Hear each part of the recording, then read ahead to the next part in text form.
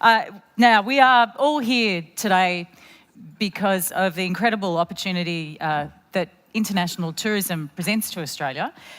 We've just heard from Minister Pitt, and most of you probably know that Australian tourism achieved another record-breaking year in 2016, and by 2020 Australia is expecting to welcome close to 10 million international visitors annually, much of that growth coming from markets in Asia, of course. So what is Tourism Australia planning to do over the next year to 2 years to tap into those high-yield markets and get more people coming here and spending more money? Well, here to talk about that is the agency's Managing Director, John O'Sullivan. Please make him welcome.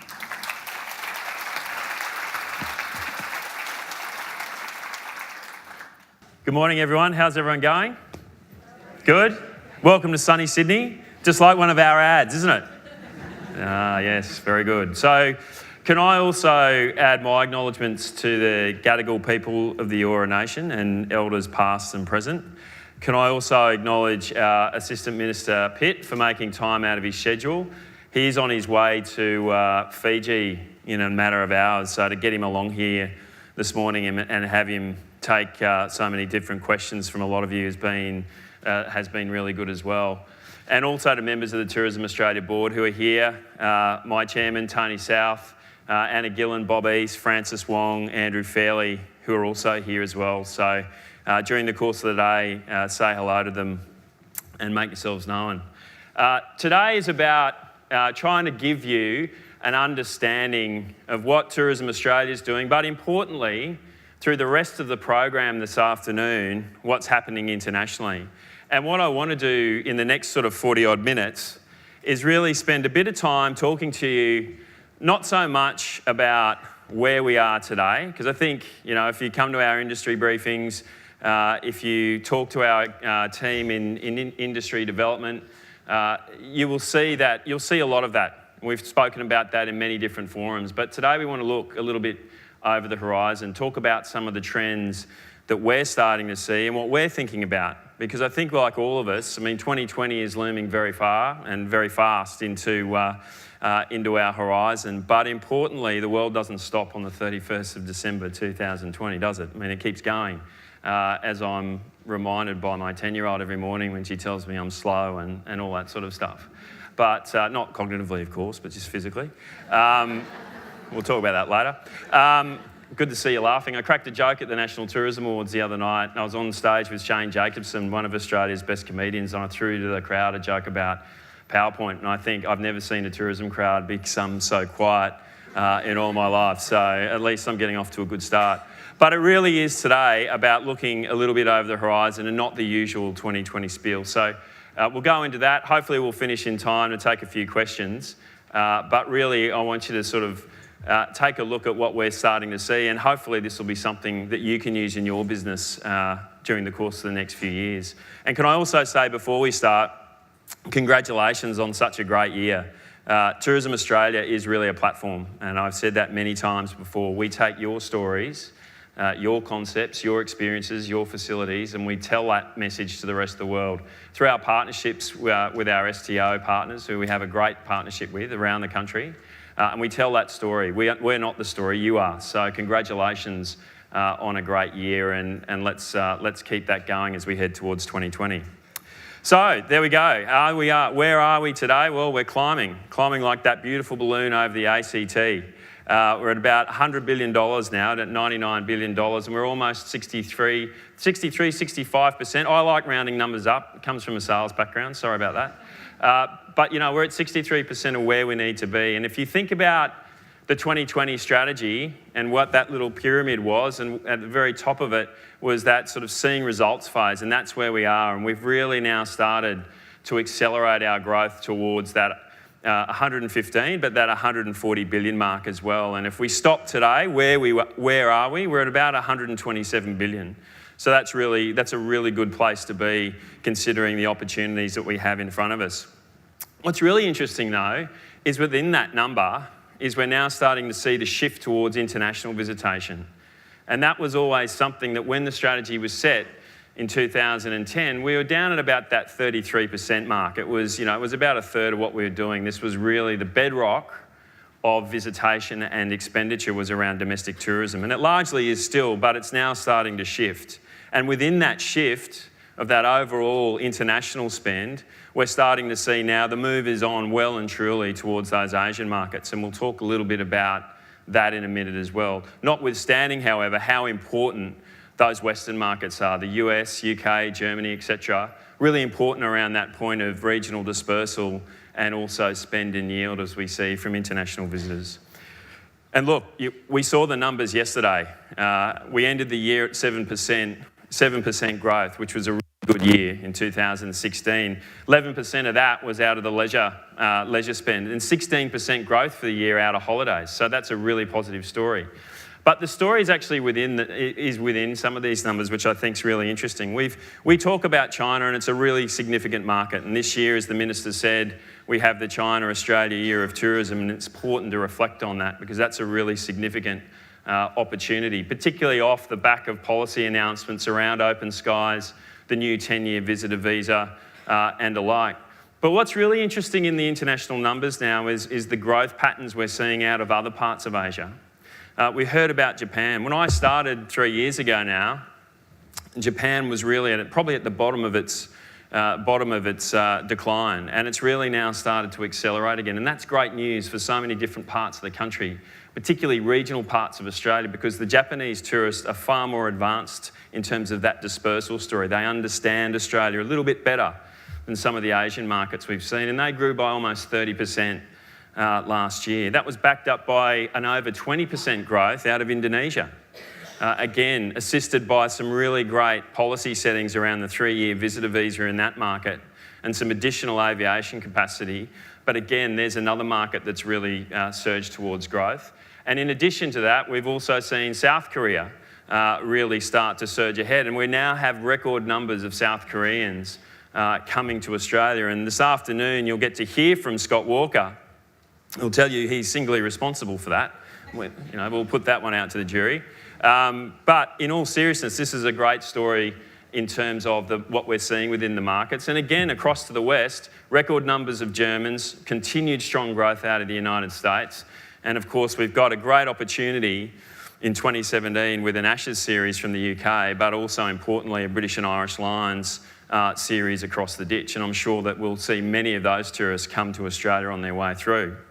And of course, you're seeing there, obviously, the numbers in terms of visitation is also very strong at about 8.4 million at our latest stat. There we go. And as we heard before from Assistant Minister Pitt, it's also about where the sector is now in terms of the overarching standard of the Australian economy. And again, I remember back in 2014, we were talking about tourism as a super sector of the future. Deloitte had put out a report, McKinsey had put out a report, I think the Business Council of Australia had put out a similar report. We were talking about its potential. Well, I'd actually argue now we're actually seeing it. It's now in the reality of that. We heard before the Assistant Minister talk about over the last 2 years, tourism GDP has actually grown at 4 times the Australian economy. Our latest quarter results from December 2016 continue that trend of three times the national average. And then we've got 5% of Australia's employment is actually generated directly out of the sector. Now, I think there's also a massive opportunity as we head towards 2020 and as we go through the growth of the sector, that number can also climb because it is a great opportunity for the sector as a whole. And if you include those people who are indirectly associated with the sector, that probably climbs high to about 10%. So economically now, I'd argue that we've actually crossed that threshold. We're no longer a super sector potential of the future. We've taken that position at the forefront of the Australian economy, along with a number of other services industries, such as international education, financial services, agribusiness and alike. But the story has not just been, as we know, has not just been about leisure, has not just been a leisure story. I think one of the really important factors coming out of the numbers for the December quarter and also 2016 has been the opportunity around business events. And the slide that I have there for you is from the New Skin Conference, which was here in Sydney recently. And this was a great event won by Business Events Sydney. And I think Lynn Lewis-Smith's here today. And that was a mosaic on the steps of the Opera House, of the largest ever smile done by a group of people, about 3,500 people making I think it was a 55,000 square centimetre smile. So you can see the size and scale of this. But these events are really, really important on so many different angles, and this is why. Take a completely different look from a different event that Sydney held here in January in 2017, which was the Amway Conference. Now, this was generated about $40 million in economic return, so that number itself is pretty impressive when you say that out loud a number of times. But this gives you a really good example of the spin-off effects that come from hosting events like this. If you look through some of the stats, 1,000 support workers were around this event itself in supporting bringing it to life.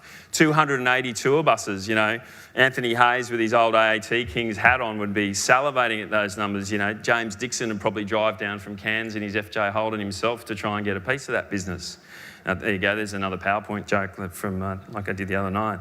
The Chinese restaurants, the 35,000 room, I'll just stick to the script, I'm sorry about that.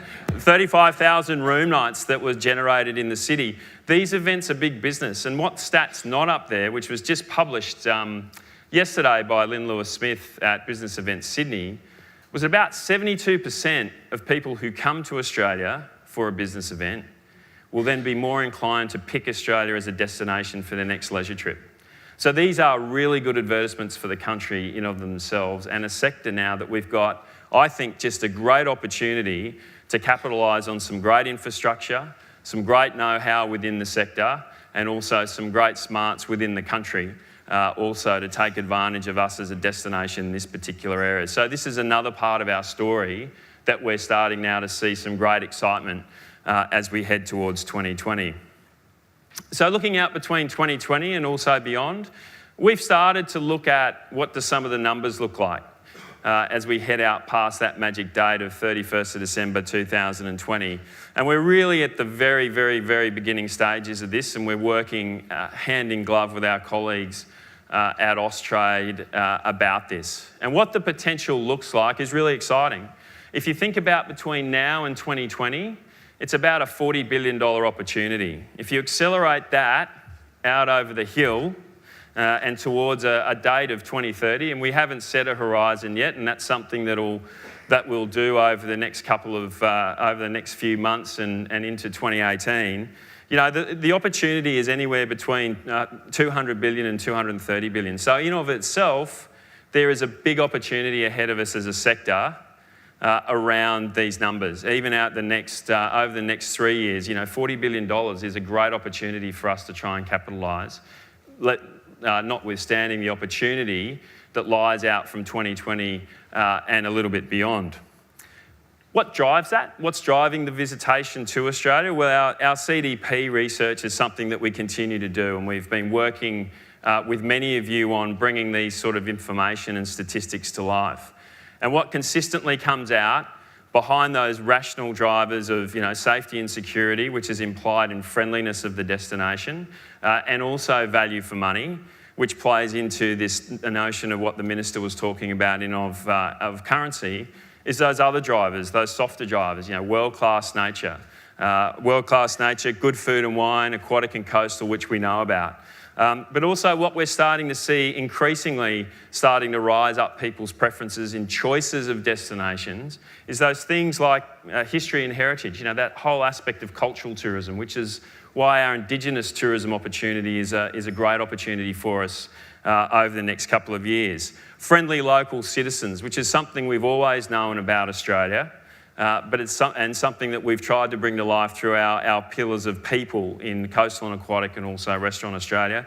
And of course, good cities, and of course, world-class events, which the states and territories are doing an amazing job now on securing some amazing events in and around the country. If you look at next couple of months down in Victoria, you've got Argentina and Brazil playing off at the MCG. I mean, that's an amazing event in its own right. One of the two biggest soccer teams in the world playing right here in Australia.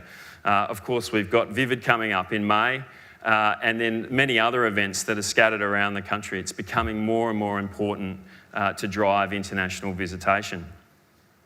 So our marketing focus, and I won't spend a lot of time on this particular slide because a lot of you have seen this already, but There's Nothing Like Australia still remains a very important part and at the centre of what we do in talking to consumers about the country. It really goes to that uniqueness of Australia, and then it's about the chapters that we use to bring that story to life. And of course, the two that we're really excited about over the next year and as we head towards 2020 are the two pillars of nature and wildlife, and then also youth. So I'd like to spend a little bit of time on that over the next few minutes. So nature and wildlife. So the evolution of There's Nothing Like Australia as we head towards 2020 and as we head particularly into 2018 and 2019, food and wine will still remain a key part of the story, as will the natural beauty of the country. But we want to bring the story of our nature and wildlife to the fore as well. And we're not just talking about our furry marsupials, which we all know and love. We're actually talking about the entire gambit of wildlife that exists with us in this country. And the reason we'll talk about in a few moments. But, you know, we have a great story to tell and a very unique story to tell. When you walk around a market like ITB or WTM, as I did last year, one of the things you do see is that a lot of the materials and brand campaigns that a lot of our competitors do look very similar. So it's really important for us to actually start to look at how we can distinguish ourselves as a country. And certainly our people is one pillar that we believe is something that's very, very good and very strong in that area, but also our wildlife. And our wildlife won't just be on things like our kangaroos and koalas, as great and lovable and as cute as they are, but it's probably going to be some of the more interesting animals that exist within our country as well, some of the more adrenaline-seeking animals as well. You know, experiences like Crocosaurus Cove up in Darwin, being able to swim with great white sharks, looking at the penguins down in Port Phillip. These are all experiences now that we're starting to track through the Consumer Demand Project and through consumers' preferences from overseas as being things that they want to see and that they think are distinguishable and very uniquely Australian. So this is something that we will work on as an industry together with you, with our state and territory partners, over the next 12 months with a view in financial year 18-19 we'll really start to bring that to life. You know, we might dress Chris Hemsworth up in a kangaroo suit and I'll be the emu or something like that to launch it, but I'm sure that'll get great press. But this is going to be something that we're really excited about and something that we look to bring to life with all of you over the next couple of years. As the Minister also said, and as we've talked about before as an industry, youth is a really critical part of the overarching story.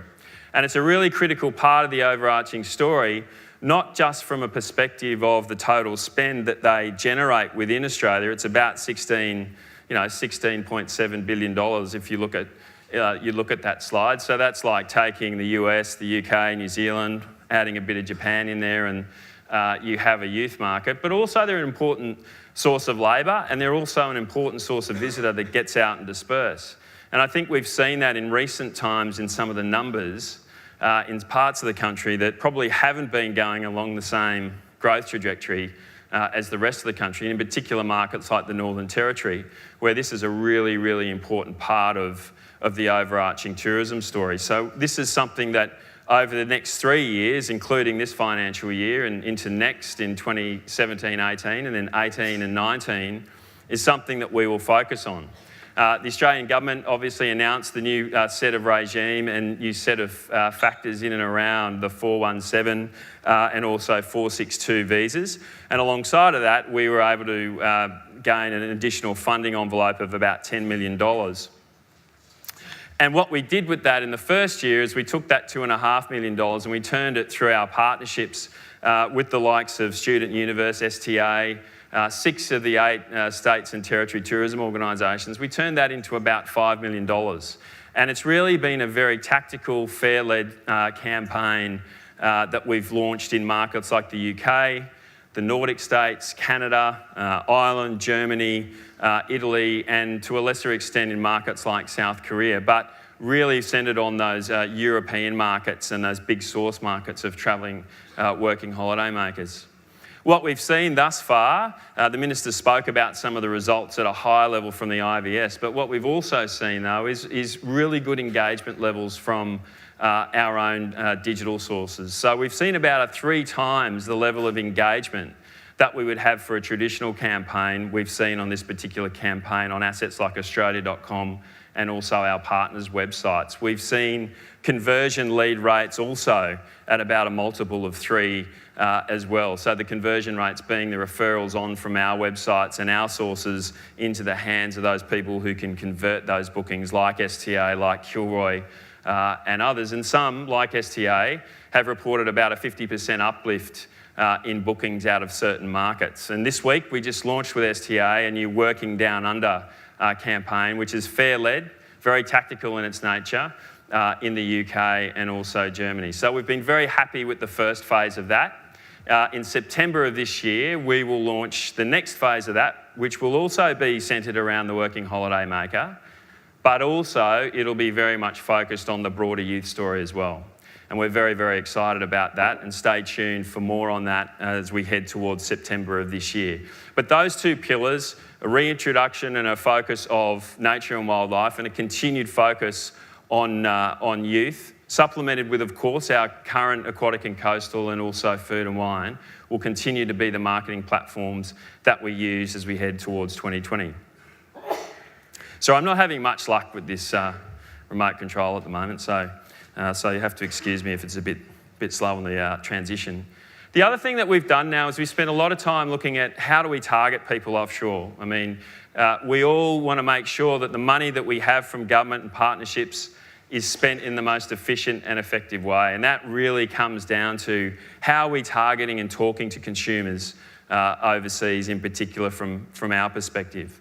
And one of the things that we've done over the last 12 months with our media agency, and you'll hear from Henry Tasia this afternoon, which will be fantastic, but also talking to the states and territories, talking to our own board is look, how do we actually really start to dive underneath just the demographics of these people and actually talk to the people that we know have that latent demand for Australia, have that latent demand to travel in the first place, and who are more likely to want to go and spend money in a long-haul holiday to our country.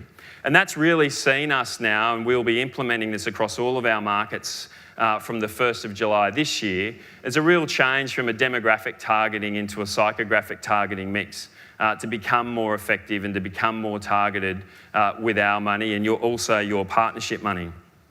And this is a really good example of what I'm talking about. So it's almost like that. Remember that superannuation ad you used to see during the cricket where they had the 2 punters sitting down, they get the clicker going and it says his super's better than their super. Well, it's kind of trying to do the same thing, probably without the moving graphics. But what we've seen here is that people have the same demographic, but they'll have a completely different attitude. So if you take the lady on my left, travel is a big part of her life. She wants to travel. She will want to come to Australia. She will want to spend money, stay in a good hotel, have a great experience with us. And she is exactly the customer that we want to aim our marketing activity towards. The lady on the right, however, same demographic, lives in the same place in London, earns the same amount of money, same stage of life. She has no interest in travel. She wants to stay home, she wants to save $1. So, $1 spent at her, we would argue, is not really $1 that's being used effectively. So from our perspective, next year is really about starting now to weed into these numbers and not just look, at that generic level and that generic demographic, and really start to dive underneath the hood a bit more, start to target our money and target our messages at people who want to get on that plane and come to Australia, who want to sample your experiences, and ultimately who want to help us and work with us get towards those 2020 targets. So it's a big shift in where we've been and where we're going to, but we believe it'll be a far more effective way of spending taxpayers' money and your partnership money in driving that visitation message to Australia.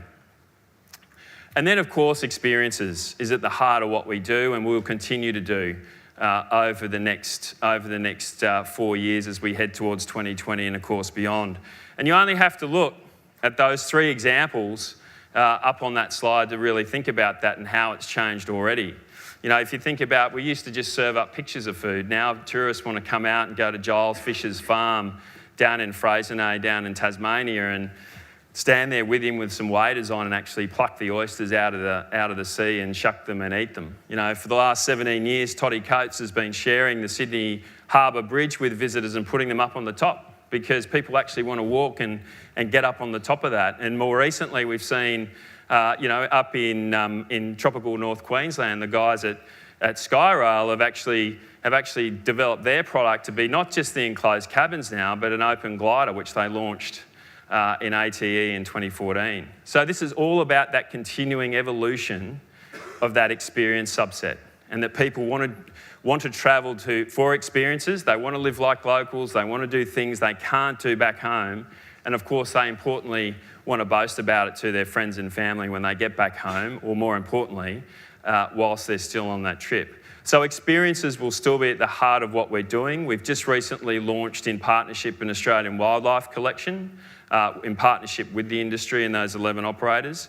Fishing has just been taken into market in the US, most recently at a number of trade shows with a great response from the industry. So these experience sets are going to become ever and ever more important of our story as we move through the next few years. And then, of course, there's the utilisation of these 8 million people and also the people who live here in Australia to tell those stories internationally. You know, one of the things I always like to joke about with our marketing department, which they always don't like me joking about too much, is that, you know, I reckon we have about 8.3 million advertising agencies come to this country every year. You know, the people who come into our country take these amazing images of your experiences, you know, of this country, post them on their social media, are some of the greatest advocates that we have as a country to get a message out. Because if you think about the story that they're selling, it's far more authentic than a paid piece of advertising. Its authenticity cuts through with people. If I tell you to go to a particular restaurant, then you're more than likely to take that recommendation because you think, well, John's gone there, so I'll go there too. Maybe that's a bad example, but it's the concept that I'm talking about, is this advocacy and authenticity. And our ad agencies do a great job, don't get me wrong. They do some of the best work we think for Australia over the last couple of years, but this level of content that we are now starting to get through social media channels from people's own personal experiences, we believe is going to be a real distinguishing factor and feature of telling the story of the country overseas over the next few years. And what's really interesting in this space is that it's really changing. It's really gone from just being static photos and, you know, we've seen the advent of the selfie and the selfie stick and all that sort of stuff, but it's really morphing now, it's really changing. People are now seeing themselves as, you know, Martin Scorsese's when they're on holiday, because a lot now what we're seeing is more and more video and more different perspectives. And I'll give you two examples of this. Most recently at G'day USA, one of our big activations in partnership with Qantas was a social media competition that we ran across the industry. And I want to show you this video that we showed at the gala event in Los Angeles at the end of January, which really brings to life how we actually were able to tell that story. And this content is really enthralling, so take a look. Australia is fortunate in being the most followed tourism destination on the planet when it comes to social media. Every day, Tourism Australia receives over 3,000 submissions from Australians, travellers and also industry operators. We'd like to share with you the winners of a social media competition we ran for this year's G'day USA celebrations. We invited the Australian tourism industry to submit their best social media post from 2016. The winners are in the audience tonight, flown to LA courtesy of Qantas to see their content featured at tonight's gala dinner. We were looking for entries which promoted Australia as a memorable and desirable destination. The response was incredible. Tonight, we are proud to congratulate the winners. The Margaret River Discovery Company took out the best photo category with an extraordinary image of two kangaroos feeling the romance against the backdrop of a spectacular full moon. Owner-operator Sean Bloxage described the scene as the most nuts beautiful he'd ever seen. The Australian Reptile Park won the Best Video category with their gorgeous video of George the baby wombat and his devoted carer, Tim Faulkner. George was brought to the Australian Reptile Park as an orphaned wombat, and Tim became his new fill-in family, providing him with the food he needed and the cuddles he craved. It was featured on Tourism Australia's Facebook page, where it received a phenomenal 32 million views and nearly 100,000 comments. The best overall social media post category was awarded to Symbio Wildlife Park for their ridiculously adorable video of a butterfly photobombing Willow the koala joey's photo shoot. Willow spotted the butterfly and decided to take a closer look. The video immediately went viral and had received over 38 million views and global media coverage, including the BBC, Fox News, Good Morning America and CNN. Overall, the park has seen a 96% increase in visitation in the past 2 years, which the park attributes primarily to their success on social media. We're sure you'll also agree that they are all insanely cute. We invite you to follow us on social media and to contribute to our profiles. Together, we can show America, well, there really is nothing like Australia. So how good were those images? I mean, really, you think about that. I mean, and that was done, you think about the whole background of those images, okay, putting aside the ones of the kangaroo in the moonlight, but so authentic, so real, brings the country to life in such an amazing way, and just done instantaneously through someone's iPhone.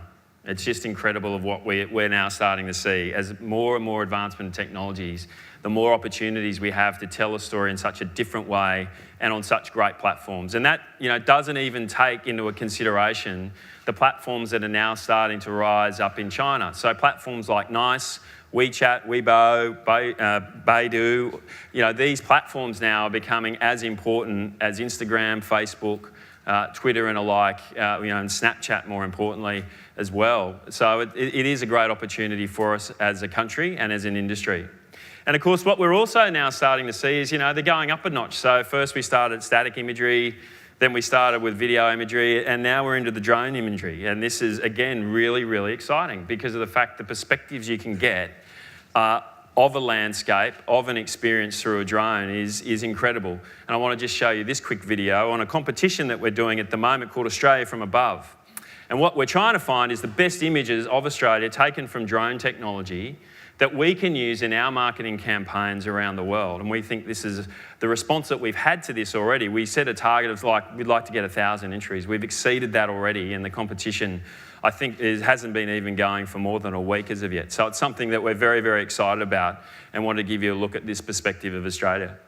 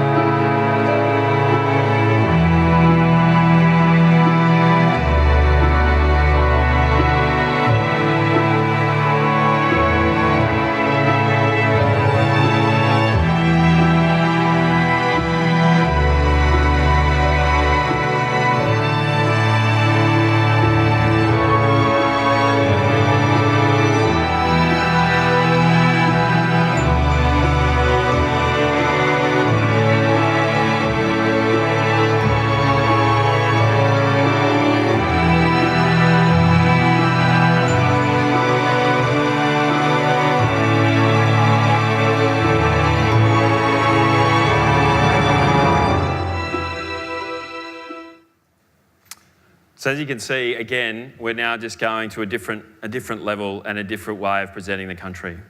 So finally, the other part of the puzzle, and this is not something that's primarily within Tourism Australia's bailiwick. We're not an infrastructure agency. We're not out there, building aircraft and building convention centres. But this, again, goes to the opportunity that we have, because these types of infrastructure developments that have taken place or are taking place around the country are contributing more and more to the delivery of international visitors. You think about the exciting news around aircraft development and technology. From at the end of this year, from Melbourne, you'll be able to hop on one of Qantas's new 787-900s and go to Los Angeles. By midway through next year, that aircraft will whip you back through Melbourne, on to Perth, next stop, London Heathrow. The world is becoming smaller and smaller, and that's a great story for our destination. And then you go around the country and you look at the infrastructure that's now starting to emerge. We've had Sydney open, its International Convention Centre, an amazing piece of meetings infrastructure and demand driving infrastructure. You have the cranes down in Melbourne at the Melbourne Convention Centre also. So these are two pieces of infrastructure around that business event story, which again helps us drive demand. Up in Brisbane, you've got Howard's Wharf, you've got Star Entertainment about to drop 1,100 rooms into Brisbane as a destination. And then you've got our sort of sporting infrastructure, which also contributes to demand. You know, the new Perth Oval. We've seen how Adelaide Oval has completely transformed that city into a tourism destination, particularly domestically, but also through things like Cricket World Cup, India versus Pakistan, which had, I'm told, a bigger television audience than the Super Bowl. These types of infrastructure actually really do contribute to the story we're able to tell overseas and beyond. But what's really critical is that story's got to continue. And again, it's not something that Tourism Australia will do, but it's something that we'll promote and we'll advocate when we're telling the story about the country overseas, because as these consumers get more and more sophisticated, and as these consumers get more and more adventurous when they want to come to Australia or go to a destination, this type of infrastructure, how they get here, what they stay in when they're here, where is their meeting held, what's the event that they want to attend to, becomes all more important part of that story. So look, in closing, and I think I've finished with a few minutes to spare to take some questions, thank you again so much for giving us your time here today. I know that all of you are incredibly busy at the moment, preparing for the upcoming Easter holidays and Easter season and other things. You've had an amazing year. You've been a great support to Tourism Australia, certainly over my 3 years. It's been fantastic, so thank you very much for that. And here's to another great year in 2017 and beyond, and thanks for your time this morning.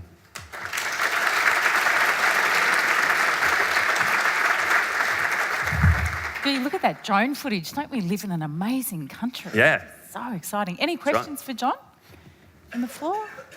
Okay. One down the front here. We've got about 5 minutes. 5? About 5 minutes for questions. That's right. I was You trying know, to you're get... the only man in the world not to be able to use a remote, right? Hey? Well. You know.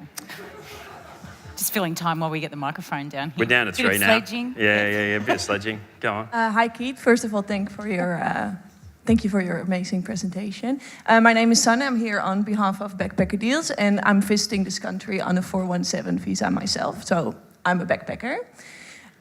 Since January, we get taxed quite a bit more, and I'm about to leave on a 4-week travel along the beautiful South Coast. But because the increase of the tax, I had to decrease my travel budget with more than $500. So quite a bit of less money to spend on my travels. So I'm wondering, does Tourism Australia see a trend with other backpackers? Do they see a decrease in spend of their travel budget as well? Because for my boss, of course, in our company, it's also one of our big concerns. Well, look, the issue around working holiday makers has been in existence before the discussion on the taxation regime. So this response from government was designed and built before the taxation came into effect. And we don't promote Australia based on financial regimes or currencies or other things. So we don't put in our ads, hey, come to Australia, pay no tax as a backpacker. Our research is based on insights of what we think will drive visitation by backpackers to choose a destination over some of our competitors. The new taxation rates are far more competitive than what was originally proposed. It brings us into line with markets like Canada. There are some markets with lower taxation rates, but we haven't seen taxation in our research come up as a driver of selection of the destination. It's more about, firstly, do you have a job in your source market, which is why we've seen such a big decline in markets like Ireland. And then it's around the experiences that you can offer in the country, and that's what we've been focusing on. We just haven't been focusing on the taxation rate. But do we see that backpackers leave the country earlier, or just spend their whole year here just working and then go to Asia? No, we've seen, well, for us, we've just seen a general decline in the numbers coming to Australia. We haven't tracked are they leaving early or staying longer and that type of stuff. It's been more for us that whole issue of first-time visitation, choice of the country, which is what we're set up to do. So that's what we're focused on. Thank you. I'm guessing too, you'll get more idea of that once it's been in place for a bit longer too. Yeah, It's kind of it's hard to been get an idea yeah. at the moment. It's only been really a few months, hasn't it? Yeah, it has been. We only launched that in at the later part of 2016. So we'll get to see those trends developed as we go on. Yeah. Any other questions for John? One right over there at the back of the room. So you didn't need to go for a jog this morning, Shireen? Thanks very much. Michael Healy from the Quicksilver Group in Cairns. John, outstanding presentation, no reference to notes, very adult, thank you for that.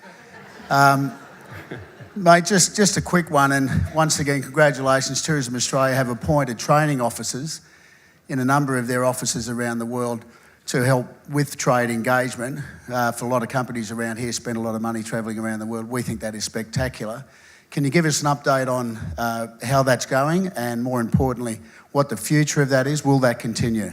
Yeah, so thanks, Heels, and thanks for the compliments on the presentation.